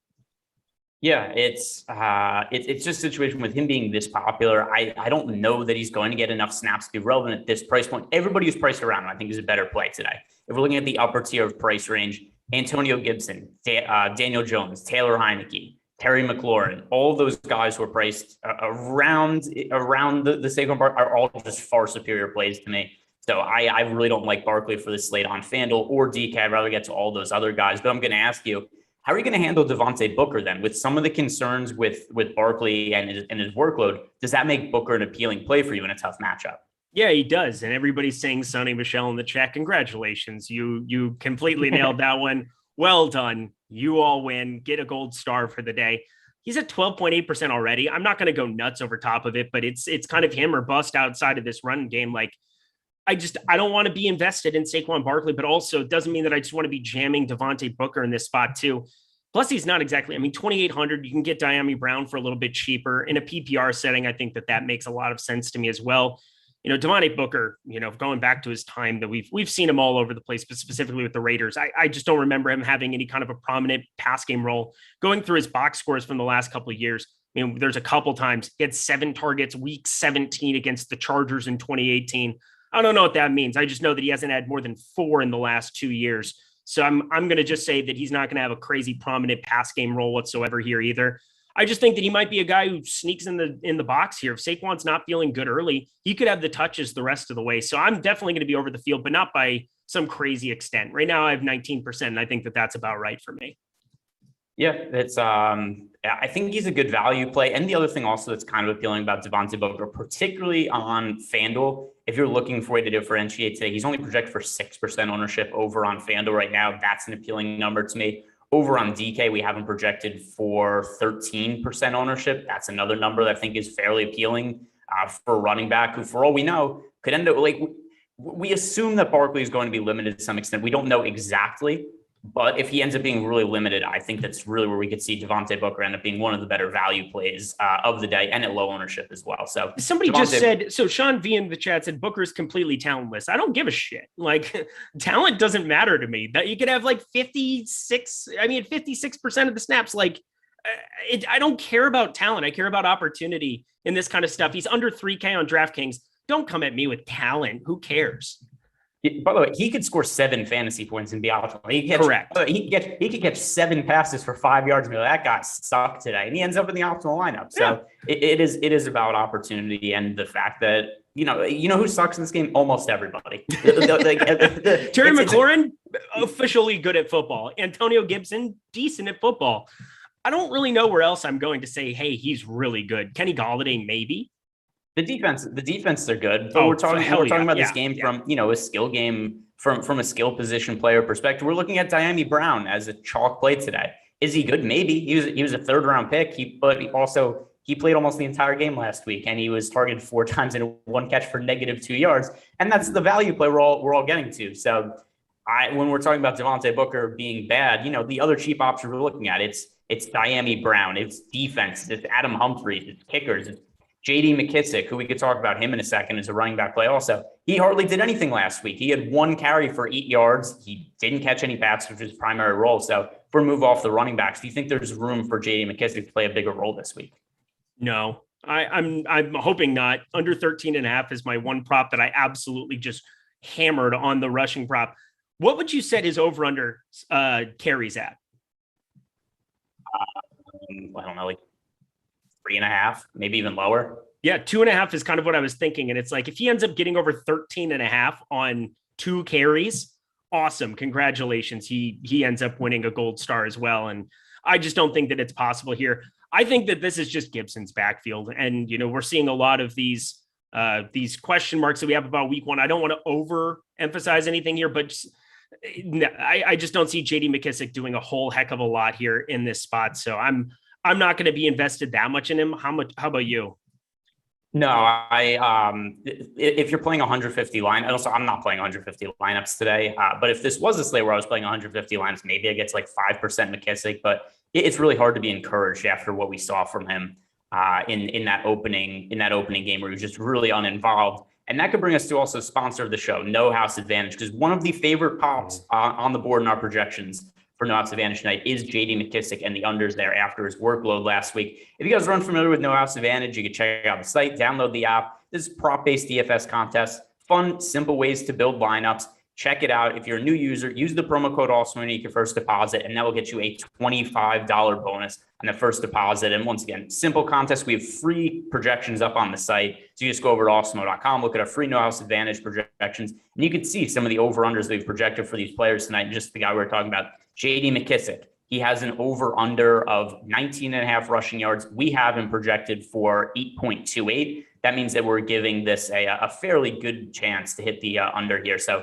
one of the best No House Advantage prop plays on the board. JD McKissick for under his rushing yards. Another one that we like is another running back in under 4 that we were just talking about. Saquon Barkley, his over under is 0.5 rushing touchdowns. We also like the under there. So No House Advantage, check it out. Use the promo code also when you're making your first deposit and collect that $25 bonus. Let's head on over to the wide receivers now. And we've talked about Tsunami Brown a pretty good amount so far. We've mentioned Terry McLaurin. So I think everybody kind of knows where we stand there. McLaurin is a pay-up option. Good way to go. Tsunami Brown is a value option. Also a good way to go. Let's talk about some of these Giants receivers. Kenny Gallaudet, Darius Slayton, Sterling Shepard. Of the three, which do you think is the best option? I think the best option is Sterling Brown. Sterling Shepard. Literally just looking at Tsunami Brown and Sterling Shepard in a lineup next to each other made my brain explode there. Sterling Shepard is my favorite. I got to think that just some of these receptions that are going to have Washington has an incredible pass rush, and nobody's going to deny that. The Chargers have a revamped offensive line and did a fantastic job of kind of holding them back, but that's not going to be the case for the rest of the season going forward. I mean, Washington is going to get after the quarterback, get after they're ridiculous. So I'm going to be going to a lot of these shorter ADOT guys. So Sterling Shepard makes a lot of sense. I think the most sense. Kenny Gallaudet has the big play potential. I think he would be my second, but for the sake of tournaments, for the sake of leaving money on the table, I'm getting to more Darius Slayton than I am of either of them at the moment. And that is purely just saying, you know what, I want to leave $2,000, $3,000, $4,000 on the table. And we have seen some big games out of Darius Slayton in the past. There were a couple times last season, specifically week 1 against Pittsburgh of all freaking teams, 102, 6 receptions, 102 yards, 2 touchdowns, 31.2 DraftKings points. These are all with, same quarterback, same situation, 8 receptions in week 5, 129 yards here for that as well. He has big play potential. And that's the kind of thing where I'm willing to overinvest simply because he allows me to leave a lot of salary on the table with identical builds that I would otherwise have. So as just a result of this being tournaments, and that's kind of the way that I'm willing to play Showdown in the long haul, I'm getting to more Darius Slayton than I am. I'm close with Sterling Shepard, but then Kenny Gallaudet is distant purely for ownership reasons. Yeah, and Darius Slayton right now we have projected for 20.8% ownership. Then we've got Sterling Shepard, who's also somewhat popular in the captain spot. We've got him projected for a total of 36% ownership. Kenny Gallaudet then versus Sterling Shepard. What do you make of the role that Kenny Gallaudet played in week 1 for the Giants, where his numbers are a little misleading because he was basically not involved in the game at all until garbage time, which I kind of attribute to a couple of things. Number one, he's new with the team. I think that Daniel Jones has a little more familiarity and comfort with Sterling Shepard. And then on top of that, Kenny Gallaudet didn't play for the Giants really in the preseason. He didn't get to practice with them much in training camp. He was dealing with a hamstring issue. So at least for now, I don't have an issue with playing Gallaudet. I don't think he's a terrible play, as I kind of think, I think that Saquon Barkley is legitimately terrible play today. Gallaudet, I think there's upside in him, but I just don't feel all that much confidence that the targets are going to be there until there's a little more of a comfort level with Daniel Jones. So for me, my overall favorite receivers here, it's Sterling Shepard 1, is Darius Slayton 2, and then Kenny Gallaudet 3. Galladet's still popular today. It's kind of a thing where as long as he's popular, I kind of want to see him get the targets and really be more involved in the offense before I'm willing to really make an investment in him. I would feel differently if he was projected for 10 to 15% ownership, but now we're projecting to be over 30%. So Shepard versus Gallaudet, what's your lean between those two? Yeah, it's definitely Shepard for me as well. I'm with you. And again, they're equal ownership here. And I think all the things you said are correct. I thought you were going to go like team watch the tape on me there, where you were going to start citing all the things that you saw in week one and how Kenny Gallaudet, yeah, he didn't go until the very end of that game there. He still saw 85% of the snaps. He's still a big target. He's still 6'4", 215. Yeah, like that, none of those factors changed. And I think that he will have some big games going forward, but we have to talk about it in relativity to his price and relativity to his ownership. And I think both of those signs kind of point me more towards Shepard. And then for the sake of trying to avoid duplication in lineups, I'm getting to Gallaudet where it's near zeroed out. Just go to Slayton. You leave 1,600 on the table immediately doing that. So I'm hoping that it can be a Darius Slayton spot. I think that their projection, I think the projections are dead on there, but considering there's only an 8% gap in them on DraftKings Showdown, I'm willing to go to more Slayton and take my shots and hope that he outperforms him. Yeah, that's I don't really have an issue with that, especially relative to some of the ownership. Of the three, Slayton is projected for the least. As far as the tournament option goes, if you're going to leave $1,400 on the table to get from Shepard to Slayton, or you're going to leave $1,600 to get to from Gallaudet down to Slayton, that's also a reasonable enough way to differentiate. We've seen a lot of upside from Slayton. Here we have a question in our premium Slack chat from Sam Cassell Dance. He's asking us, do you prefer Booker over Gano? In general, I prefer Gano today. I think that Booker is fine as a tournament option, but I actually think the kickers bring a little more security than we typically see in a showdown contest. Well, that's because of the 40 and a half total as well. I mean, relatively, you're looking at lower scoring. You're looking at two teams that should be relatively inefficient even when they get into the red zone. And so you see kickers have a better chance to perform in this spot. So we're going that direction. Why does Jordan Klein have a smirk on his face this entire show? It's really off-putting. Like, I'm not enjoying, you're glowing in the sunlight. You're basking there like a little puppy, but then also you just can't stop smirking and you're just throwing me off my game, dude. Stop this shit. Jordan's a really big fan of Mr. Diablo. He loves Mr. Diablo. He does love Mr. Diablo. Jordan is a big fan of Mr. Diablo. He's been messaging him in the chat. So that's Jordan's new best friend. And also, I think Jordan may have turned on us a little bit because now that it's a dirty dish issue has become public knowledge. But yeah, he's really enjoying talking to our guy Diablo in the chat there. But let's move on to the tight end position now. Is there any other wide receivers you want to talk about? No, I don't want to talk about Kadarius Toney. I don't want to do it. I just don't.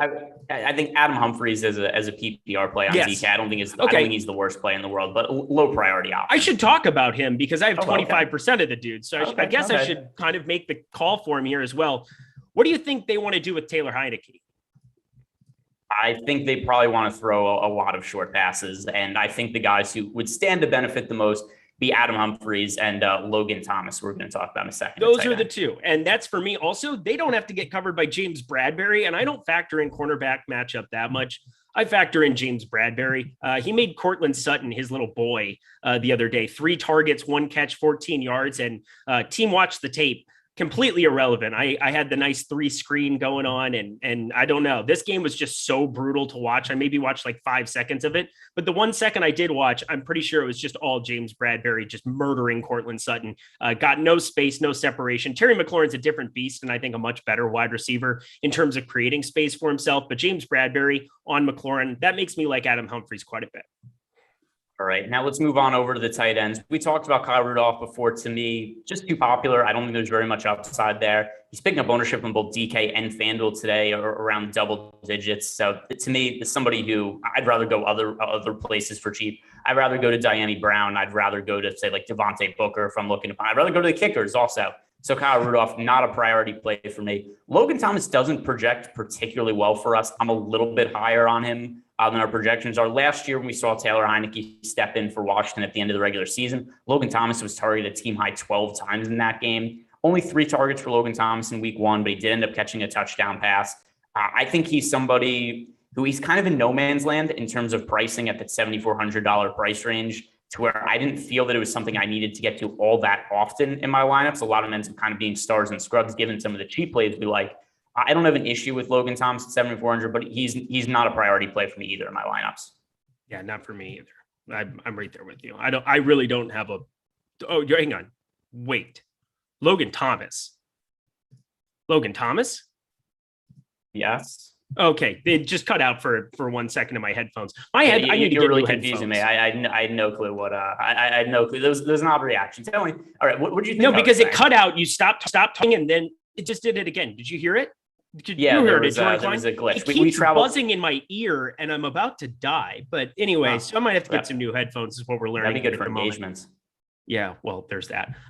But Logan Thomas, I'm fine getting to him, and somebody that, again, I like getting a little bit over the field too. But then I heard Alex Baker said that he didn't. I question everything about my existence when that happens, and now you're doubling down on it. So considering I win tournaments when I'm on shows with you, and you tell me what to do, and I just kind of do it, I'll probably get a little bit lighter than what I was here in the next 5 minutes. Yeah, it's just the case. It's not even a knock on Logan Thomas, who actually I think we might be a little light on in our projections. It's just I didn't find that salary to be a necessary range for me to get to. So many of the lineups that I have, when I'm trying to get to some of the kickers in the lineups, I'm trying to get to Tsunami Brown, I'm trying to get to Devontae Booker as a contrarian running back option. My lineups just shape up being stars and scrubs build, and then I just get to more of Antonio Gibson, Daniel Jones, Taylor Heineke, Terry McLaurin. And that kind of ended up with Logan Thomas getting pinched for my lineups a little bit. So I'm underweight to the field on him. I don't feel good about it at all. But based on our projections and just some of the value I like, I think that is the right way to go. Now in Sue, he goes out, catches 8 passes, 2 touchdowns, and I'm left on the couch crying. Yeah, I'm finishing my 3 max with him and the captain, and that'll be my major exposure here. So there's that. I'm going to just hope that that's the W right there. God, I have so much Sterling Shepard. I don't want to have this much. Oh, hey, listen, I like Sterling Shepard. So are you getting higher on Shepard now than you are Slayton?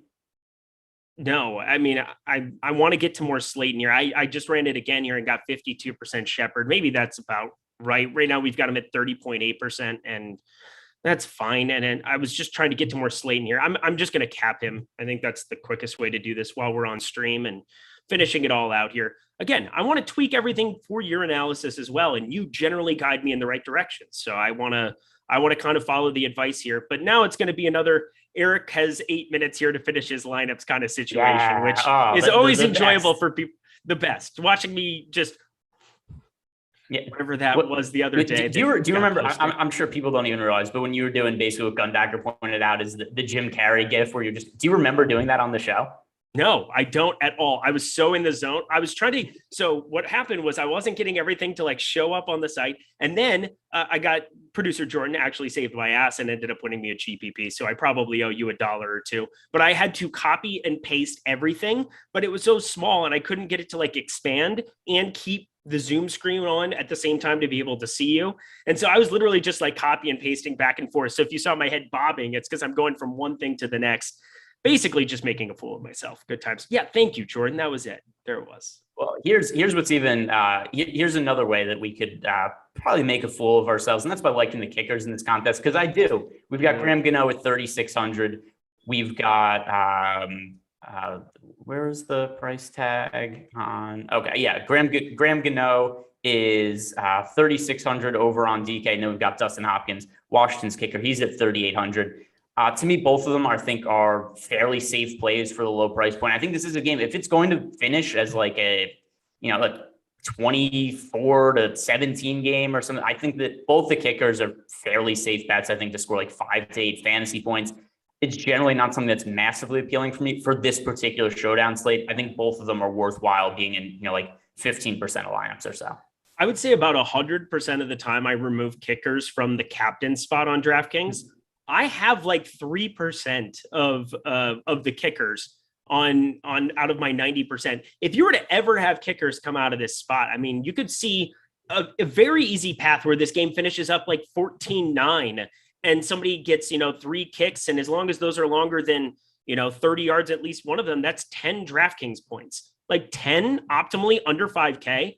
I don't completely hate it. And I'm not saying, hey, make this a big part of what you're doing. But in large field stuff, if you want to get different in these low total games, playing defenses, playing kickers, put one of them in the captain spot. I don't really mind it. And so this is probably the first time I can ever remember where the first thing I did when I opened up Fantasy Cruncher was remove kickers from the captain pool. Yeah, and I mean we got T McBee in the YouTube chat right now saying kicker captain has won 2 of 97 showdown slates over the last 2 seasons. Certainly low odds. I personally What were the don't totals like, on those two? That's information I'm not gonna be able to find 5 minutes until lock. But I assume they weren't high scoring games. I assume there was a lot of field goals made. One of them actually, I remember this one off the top of my head. I'm almost positive one of them was a Jets Panthers game. I want to say it was Jets versus somebody on a Thursday night game. But here's something I would definitely think. Oh, T McBee had a pretty quick 45.5 and 47. Yeah, I'm fine with them as flex plays. Personally, I don't have exposure to them as captains, but I think that they are maybe a little bit better options today, just in general, in terms of safety than we see on most other slates. But how about the defenses here? Everybody's talked about how bad this game is going to be in terms of fantasy production, how bad the offensive quarterback play could be. The defenses, what do you handle? How are you handling them in tournaments? Yeah, and defenses. So I like the defenses more than I would on the average slate for sure. I mean, you get the 10 locked in, you're going to see a lot of pressure. Daniel Jones for his career, 30 fumbles, 22 interceptions, 52 turnovers in 27 career starts. That's almost 2 per game. Sign me up for some Washington football team on Yahoo. They're $20. I'm very curious to see where they end up being on that regard. So I want to give Yahoo a shout out. They have the sharpest pricing on that. FanDuel, you don't even have to think about it. But on DraftKings, yeah, again, I like defense here in this spot. They're under 20%. I think that's probably appropriate. And again, defense is not a thing to get carried away with. I really do think that this is a very viable spot here for Washington. And on the other side, you're getting a guy in Taylor Heineke who we've seen, 2 total games from where he's started. So getting to the Giants as well, I really don't have a problem with it. I wouldn't get cute and try to make them like the only play of like one side or the other, or, a 5-1 would be something that makes a lot of sense to play the defense with. But I'm kind of mixing and matching there. I have 20% of Washington and like 9% of the Giants. And I think that's about right for me. Yeah, it's Washington's certainly the higher priority for me. And the other thing to consider too is the Giants' offensive line is so terrible, and Daniel Jones is just a ridiculously mistake-prone quarterback. And even last week, where he was kind of playing game manager role towards the end of the game, when push came to shove, Giants are driving down the field with a chance to make it a closer game. He ends up coughing up the ball, fumbling. Bad offensive line for the Giants, which is going to lead to pressure on Daniel Jones. He's always liable to throw the ball away for interceptions, always a fumble issue. So to me, I think Washington is one of the better plays that we've actually seen in terms of being an individual just defense play for Showdown. It's something I don't usually like to go to, but for this spot, I think it particularly makes some sense, although the field's also going to be on them at a pretty good rate. Now, we've got a very important question here from Orton's Neckbeard, and then we're going to go over our favorite captain plays for the game. But he says, what time does the drinking show start? So right after the show is over, there's going to be a little watch along. Are you going to be on the show after this, Eric? I will be on the show after this. Okay. I will not. I have a family thing to get to. It's a Jewish holiday. My mom is texting me. She wants to know where I am. So enjoy. Listen, I don't, my dude.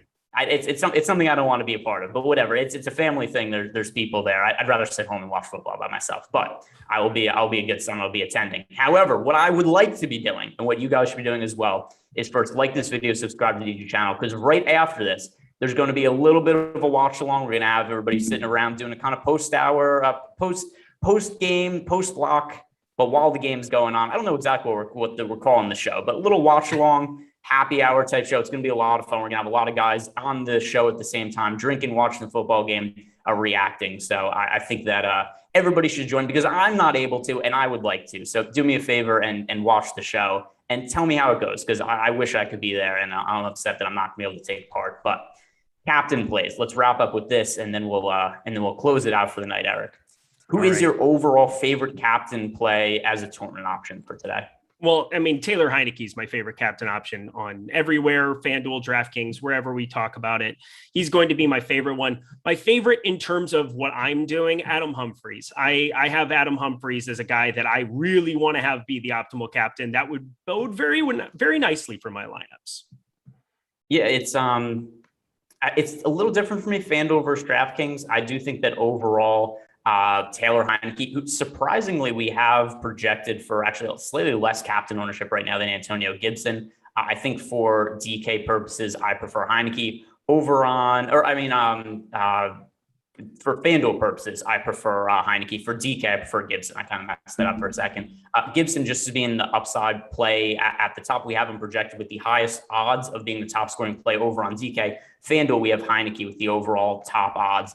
Also, a little bit of a price discount, the PPR bonus on DraftKings. Now I'm going to ask, if you're going to go off the board and you're going to play somebody who's not picking up ownership of the captain spot, there's only 4 players on DraftKings projected for 10+% ownership: Terry McLaurin, Taylor Heineke, Daniel Jones, Antonio Gibson. If you're going away from those guys in the captain, who are you going to?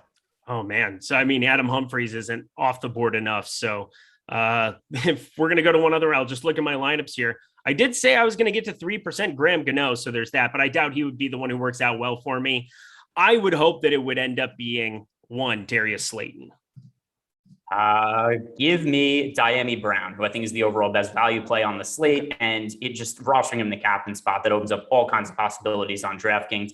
FanDuel going contrarian, we're already a lock. This isn't even actionable at this point. But if I'm going with somebody who's way off the board contrarian over on FanDuel, we've got Sterling Shepard only projected for 4% ownership in the MVP spot over on FanDuel. So that would be the choice there. That is going to do it for us today, guys. But don't go anywhere. There's going to be the watch along show after this. Should be a lot of fun. Have a drink with the guys and good luck tonight. Happy Rosh Hashanah. Somebody say Yom Kippur? Yeah, I don't know what holiday. Oh my God, Jordan turned the lights on. What is this? Whoa.